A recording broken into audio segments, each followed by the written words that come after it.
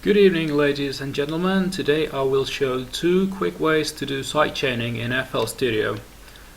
In the first way we will be using the peak controller, because the peak controller is a very handy little plugin that you can use for all sorts of equalizing, panning, whatever kind of effects, and it's a really useful tool to learn and how to use. So first off we have the kick, which is hitting on each beat. And then we have a simple bass line made in 3x oscillator, which is also hitting at the same time. And if we play them both at the same time, you will hear that it gets rather messy. So we'll do a quick sidechain on the bass line. First off, we have the kick routed to the first channel, and here we will add the peak controller like this. Then we might add some peak tension to get the nice curve to the kick.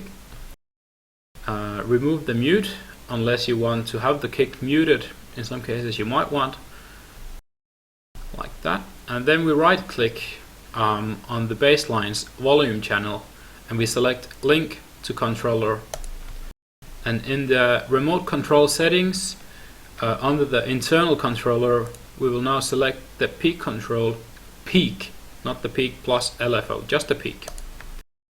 And under that we have the mapping formula that is currently saying only input, so we will type in 0.7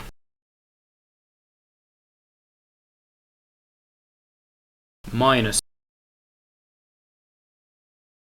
So basically it will hit, it will duck the volume 70% each time the kick is hitting, and it will sound like this now.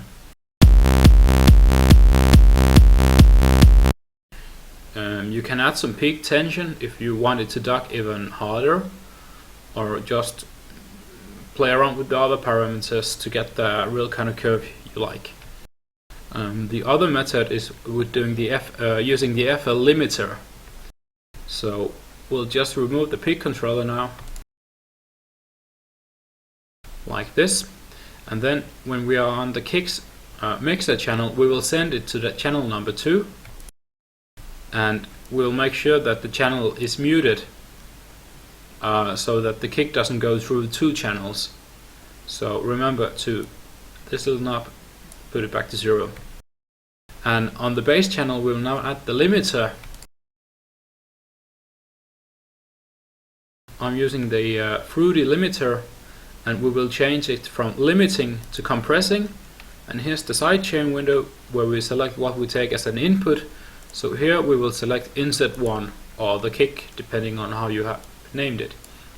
And here we now have to drop the threshold rather low so that the kick surpasses the threshold and the compression starts to hit.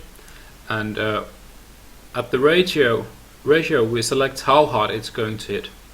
If you want to have some attack or release on the sidechain compression, it's fine. You can add some, but I don't think I won't be needing any. So if we play around with these parameters, you will hear the difference in what's happening.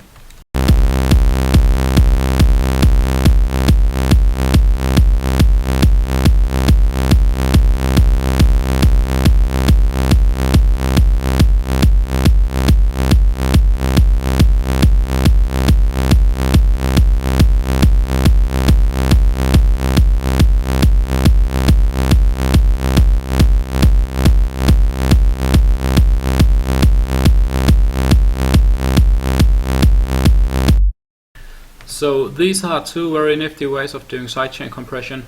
I personally like the limiter more because it's easier to adjust the parameters, but then again, with the peak controller you can also automate different kinds of effects like panning or whatever.